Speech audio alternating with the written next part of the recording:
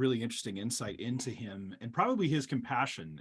Seeing a lot more of his compassion come out in the book, in against the backdrop, because he was drawn into a world where you had one or the other. You were either in this kind of liberal camp or you're in this fundamentalist camp. And he was always trying to Yeah. strike a third way, which is probably why he chose Gordon Conwell, because that was Yeah. very much the same type of Absolutely. shaping of him. I mean, there's so many different figures to talk about, but I mean, you had names like Barbara Boyd, whom I had never heard of Yeah. I don't up think many until that have. moment in time. Give a little Mhm. insight into who this woman was and how she shaped him. Well, Tim was certainly influenced by Intervarsity in massive ways. And it's interesting that I got my start at Christianity Today magazine, founded by Billy Graham. And the first project I worked on was a book called The Leadership Secrets of Billy Graham with the same publisher, Zondervan, that I did this book with. And a major part of that book was Gordon Conwell. A lot of people don't realize Billy Graham started Gordon Conwell.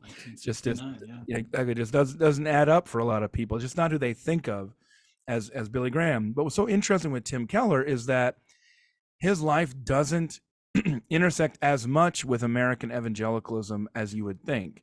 He was not somebody who talked about reading Christianity Today all the time, or how Carl Henry was a hero, or how he wanted to become an evangelist because of Billy Graham, or that his parents had converted at a Billy Graham crusade. He didn't have that story at all. His story was, I came to faith through the community and gospel proclamation of Intervarsity, which connected me to the British evangelical movement. And so Barbara Boyd was discipled by C. Stacy Woods, the first North American Intervarsity staff member, Canadian, if I'm remembering correctly there.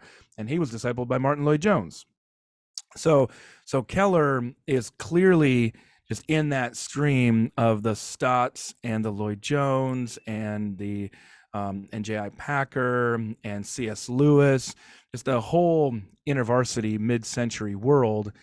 And I think that just helps people to make more sense of Tim. He's been a little bit aloof in some ways of some of the typical American arguments, because he really is in spirit a British evangelical. And so Barbara was the conduit to him of essentially inductive Bible study and the whole classic Intervarsity methods of close observation of the text.